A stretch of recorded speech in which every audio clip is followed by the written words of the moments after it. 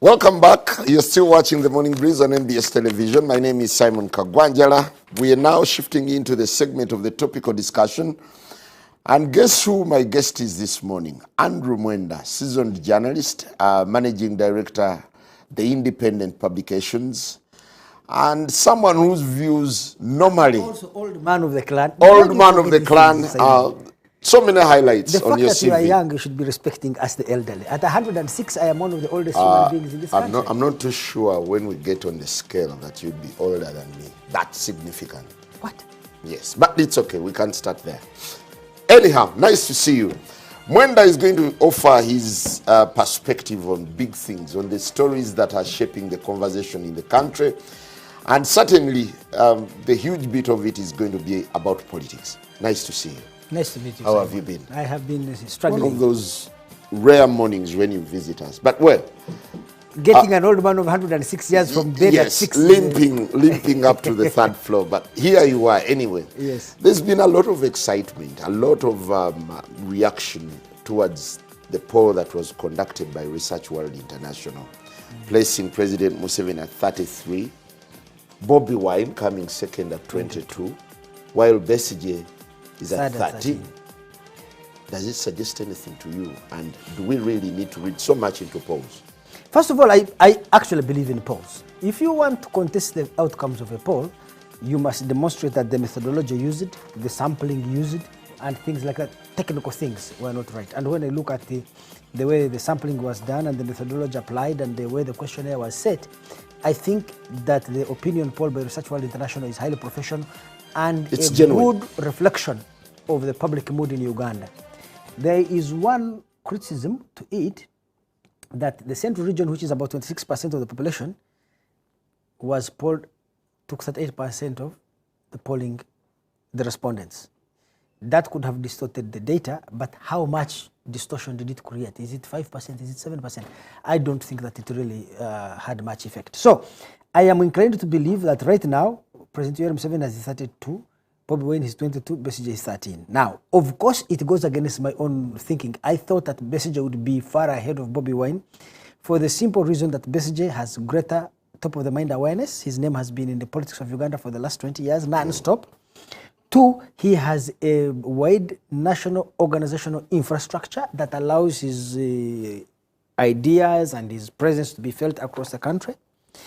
And Bobi Wine, even though he has been a celebrity musician, I did not think he would have had that top-of-mind awareness, name recognition as much. So this is a big surprise. So it was very surprising for me. But if I'm to think through it, why is Bobi Wine catching fire? Remember that Museveni and Besigye, both of them come from the NRA struggle in the bush in Luwero. They also come from the same age group. They also come from the old order. And Uganda is a very young population. Every year we have about 1 million people who turn 18. I think that demographics favor a person as young as Bobi Wine. So it's possible that Bobi Wine can create a sensation because he's fresh to the minds of Ugandans. He is not a Westerner, he's not a soldier, he's not part of the old politics. He really comes with offers a fresh start. Although I find he, as an individual, quite empty-headed. I'm sorry to fail to find a better word. I find him blank on basic national issues. Voters are not attracted to ideas. Voters are attracted to emotions. I think he catches the feelings and emotions and frustrations of the Ugandan youth. But when you go deeper, did you say he's empty-headed? I think I find him blank. I find him lacking even the most basic knowledge first of Uganda. He has a lot of emotional feelings and reactions towards the polity called Uganda. And those feelings are shared by masses on the street. But you see, a leader should really have a grasp of the issues which he's going to address. And I think that he's hopelessly out of depth in terms of the issues that affect Uganda. Isn't that an idealistic kind of perception? Maybe. You see, when we talk of leadership, there are certain things we attribute to leadership. A leader must behave like this. A leader at least must have basic knowledge of where he's going to take the country. To know where you're going to take the country, you must know where it has come from and where it is. I find Bobi Wine hopelessly out of depth on all those things. Do you think this opinion poll is going to influence the trajectory of politics Yes, it is. From now to 2021. An opinion poll weighs the public mood, but it also influences public mood. Right now, by saying that Bobby Wine is ahead of Besigye, it is likely to draw more people towards Bobby Wine. Remember, people want to side with the person who seems to be leading. You get it? And Besigye is likely to lose support. The second thing is, as that happens, it's likely to create a conflict between Besigye and Bobby Wine. Because who is going to be... They just clinched a deal the other day. I don't think the deal can stand. You see, a deal can only stand if it's built on a firm structure. You see, let's ask ourselves, if push comes to shove in 2021, is Besigye willing to cede ground to Bobby Wine? And vice versa, is Bobby Wine and his supporters willing to cede ground to Besigye? I do not think, first of all, my knowledge of the Besigye people, they think Bobby Wine is an upstart, new, uninformed. He has not participated and gone through the kind of sacrifices Besigye has made for the struggle to remove Museveni from power. Besigye has, I think, been the most principled, the most resilient, and has sacrificed the most. And his supporters feel he should be rewarded by being the guy to defeat Museveni. Isn't that a case of entitlement? Yes, of course, it is inevitable that Besigye and his supporters will have that sense of entitlement. They feel he must be rewarded for that. But they also feel like Bobby Wine is just an upstart who is not informed, who doesn't know what he's talking about. So to that degree, I don't see Besigye yielding to Bobby Wine. But Bobby Wine sees himself as a young kid on the block. He sees that he has a lot of appeal, and he sees Besigye as part of the old order, and therefore he is also unlikely to yield. Now, if the two of them enter a fight, that's exactly what Museveni wants, because a fight between the two leading pillars of the opposition would dispirit many Ugandans who would think, then the opposition they have no future. If these people cannot find accommodation with each other, then they are useless. Many people will stay away from voting. And exactly that's what Museveni needs. Because for President Yoweri Museveni to win an election, he needs low voter turnout. The lower the voter turnout, the higher is the percentage of his vote. Well, none of the three protagonists has made it to 50%. And I think that also signals something. What do you read between the lines? I actually don't find it unusual. In many opinion polls previously, Museveni has been scoring in the mid-40s. Rather in the mid-30s. Even when you look at national elections, I'll give you an example. In the last election, Museveni got 6 million votes. We had 15 million registered voters. That is 40% of the registered voters. So he got close to 6. He got 5.9 something, yes. Roughly 6 million. But we had 14.9 million registered voters. So Museveni got 40% of the total number of registered voters. 60% of Ugandans didn't vote for him. Did you get it? In 2011, Museveni got, I think, 5.4 million out of the number that had shown up to vote. I can't remember, 12 million. He had about 38% of the national vote. So he has not been in his 30s there.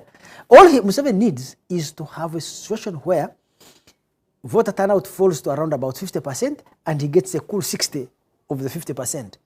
And he will get back the presidency. The opposition in Uganda have a fundamental error, Simon. And I feel like they don't want to listen to anybody. First error, they think they're so awesome, they're so cool, they're so loved by everybody that they don't need to make an effort to win over anyone. In that opinion poll, 22% of Ugandans say they're undecided. Those are battleground voters. You need to win them over. Remember that Museveni has 32, but Besigye and Bobby Wine combined have 35. That makes 67. What with the other 33? It's not automatic. Yes, exactly. So the opposition need to know that there are many Ugandans who are passionate about them. Maybe they're 35%. They're not 35% passionate about Museveni. There is a 30% they need to win over. And the opposition are not trying to win those guys over. Because for them, they think they're so awesome, they're so cool, everybody loves them. I just want to interrupt you a bit. No. I just want to interrupt you a bit. You know, recently, ANT was registered. The Alliance for National Transformation. And the strange or the biggest thing that has happened to ANT is the permission from police. That has drawn a lot of attention, and we want to speak to Mr. Inanga. We're certainly going to get back to the science of political polls. But for now, let's engage Mr. Inanga, who is online to speak to us. A very good morning, Mr. Inanga. Thank you very much, Mr. Inanga, for that highlight, and have a lovely day. Thank you, Simon, and please, Mwenda, have a good morning. I will ask the spirits of our ancestors to bless you. Thank you. Well, thank you. Perhaps you know, I'm we the need- spirit medium who connects all these Ugandans to the spirits of the ancestors. Yeah, Beyond that, the gods of their clans, then to the supreme At your god. age, you need to play that role, certainly. Yes. But well, getting back to that conversation, perhaps you need to make a rejoin on this.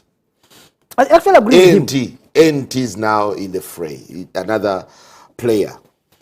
First of all, I think that to win the hearts and minds of those Ugandans who are angry and frustrated with President Yoweri Museveni, you need to be radical. But when you're radical, you threaten order and the state intervenes that way. And if you act diplomatic and follow the procedures, which is the right thing to do, like Muntu, you don't attract a lot of emotional reaction and enthusiasm towards you, and therefore your party is dead on arrival. That is the contradiction Uganda's opposition faces, that you need to be extremely militant and radical for you to oppose President Yoweri Is Museveni. Muntu's ANT dead on arrival? I think so. It is unlikely to gain much traction from those who really think Museveni should go, because they want, you see, let me frame it this way.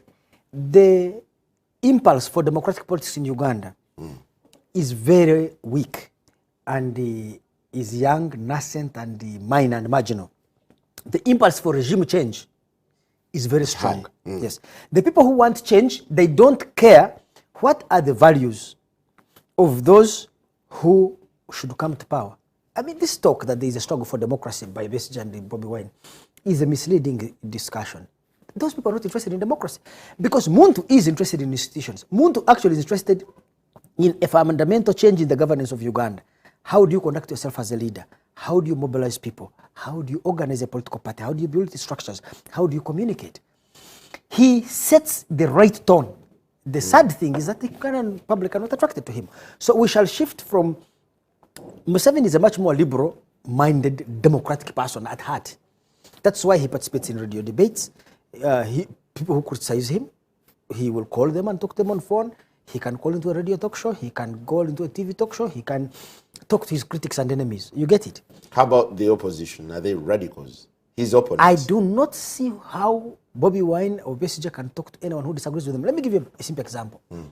I consider myself a critic of Museveni, who is willing to talk to the president and agree with him on the things that we share, and we disagree on the things where which we don't share. Do you get it? I consider myself an ally of the opposition. Consider or considered? I consider myself an ally of the opposition. But because many times I point out Museveni's achievements, then it means Museveni has bought me.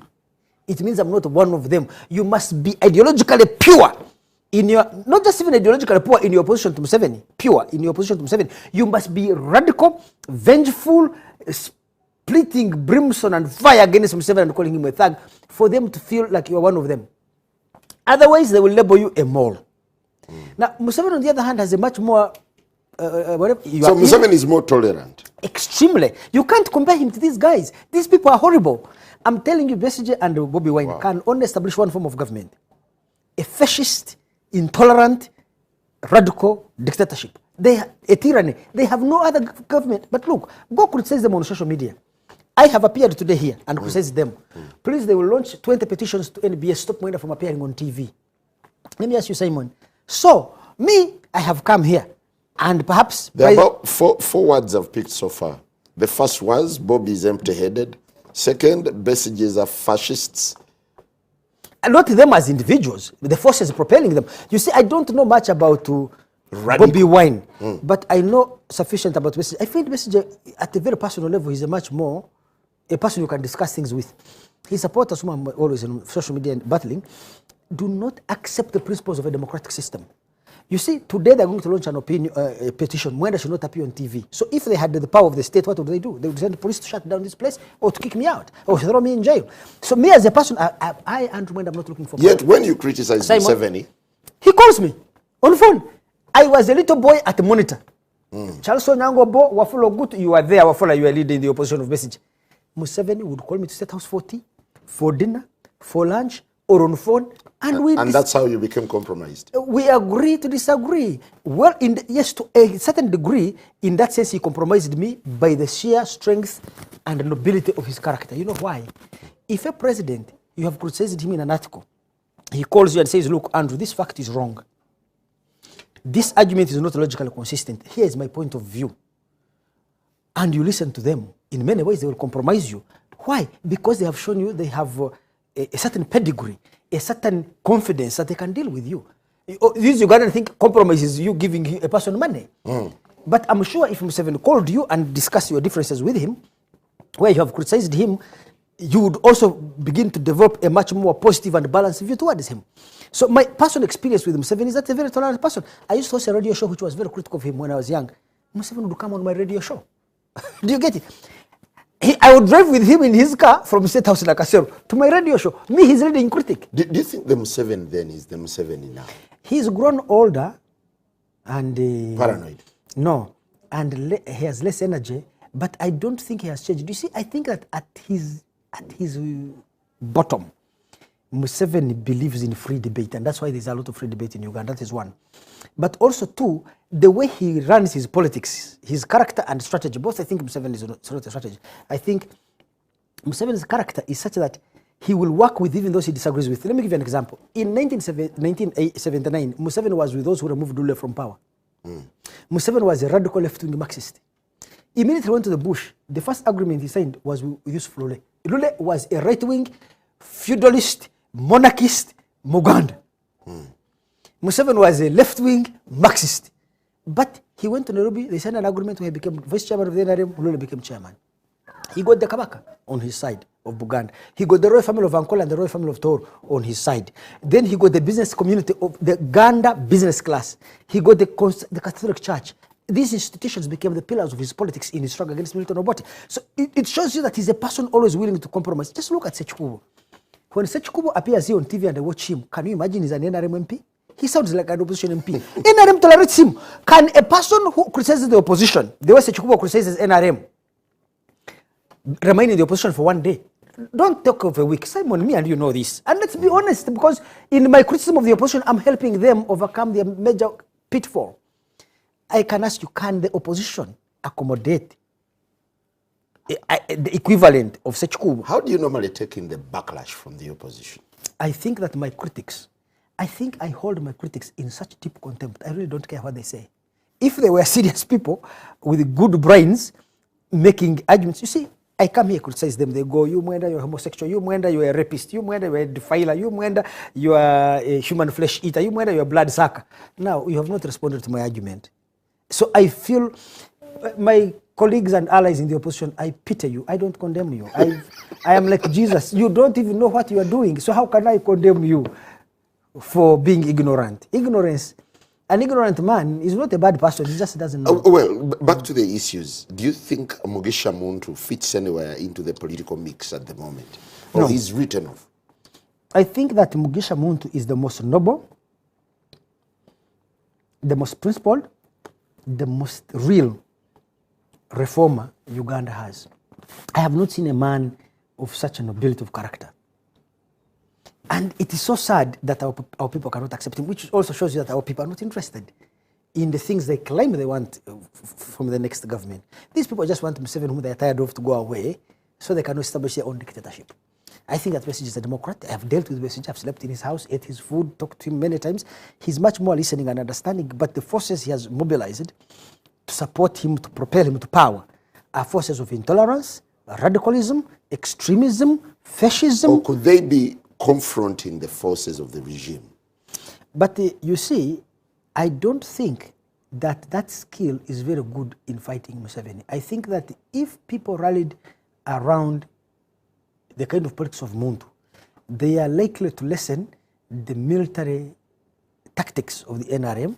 They are likely to create internal discord inside the NRM. You see, anyone who will defeat NRM will have to divide it from within. He must destroy the consensus inside the NRM. You get it? That the way Amama tried. No, Amama was the wrong guy, I think. You know why? Because Amama was an inside an NRM and he had created enemies inside. Muntu does not have any enemies inside. But you need a person who will create internal surrogates in NRM who will say, no. Don't crack down on Besigye like this. Let me give you an example. When Besigye declared his election to run in 2002, in the year 2000, the NRM actually met, and Amama Mbabazi and Sam Kutesa proposed Besigye be suspended and not be allowed to contest.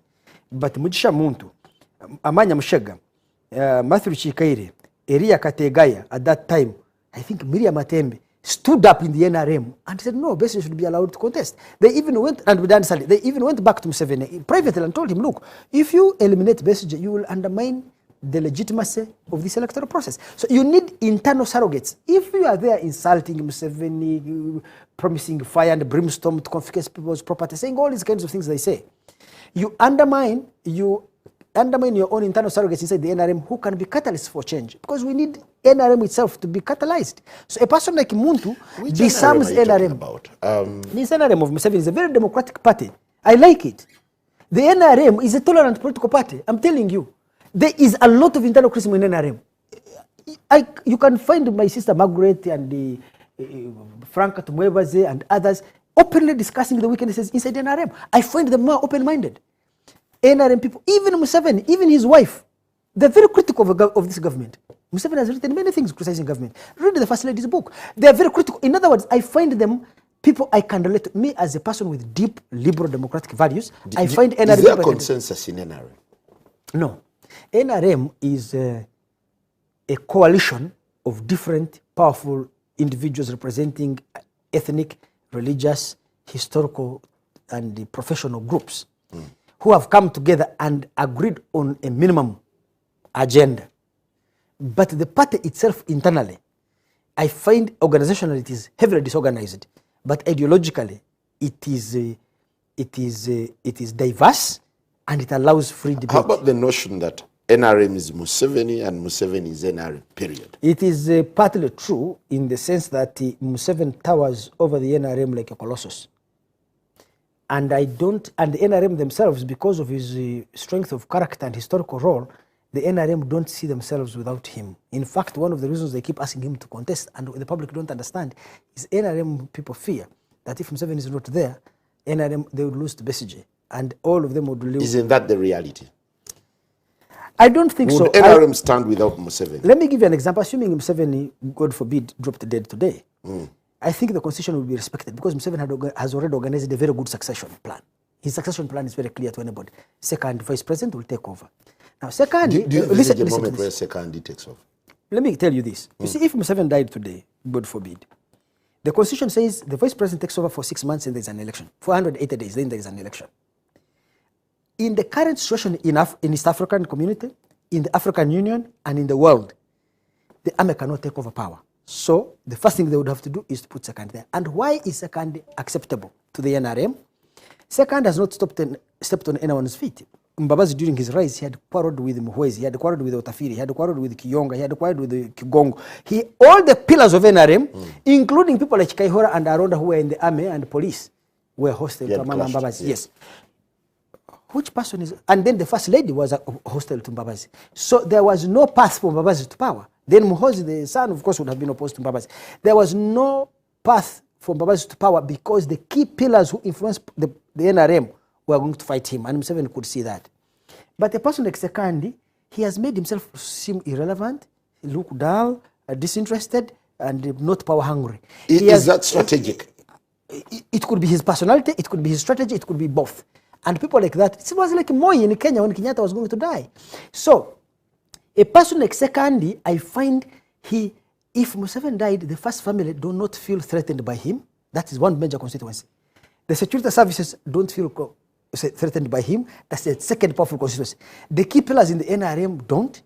Then he's a Catholic, he's a Muganda. So Mengo will be happy with him, Rubaga will be happy with him, and given that the NRM supports him, even the Namirembe will be happy with him. He is a uniter.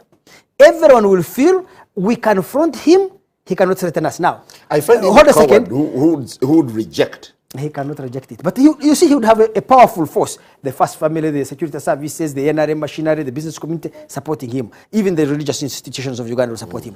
Now, then he comes head to head with Besigye. Besigye is a Westerner, like Museveni. He's a Protestant. This man is a Catholic, he's a Muganda. There is a fresh start. I can tell you, regardless of his dull character, Second would club Besigye. Now, Second's biggest challenge maybe is Bobi Wine. Because Bobi Wine is also a Muganda, he's a Catholic.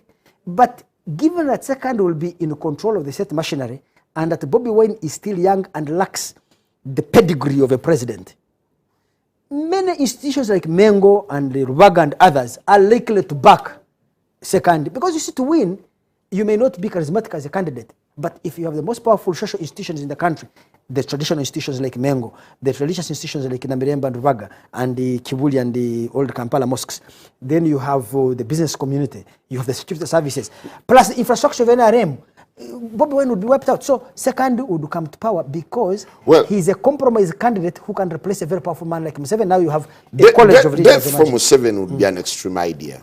How about Museveni retiring? Do you think he would cede the power to Sekandi? First of all, if Museveni was to retire, I don't think Museveni is going to retire. I think that Museveni either will be pushed out of office or will die in it. I don't see Museveni's path to retirement. But in the unlikely event that Museveni says, I am going to retire, he will have to organize a contest inside NRM for his successor. And we cannot predetermine who will be the successor because it depends. I felt always that if he selected a man like Katumba Wamala, he's a general in the army respected. This country wants a general. He's a Muganda. Is he a Catholic or a Protestant? I don't know. He's a Protestant. He's a Protestant. But he's a Muganda. He's a soldier. He has had a clean record. He's a balanced person.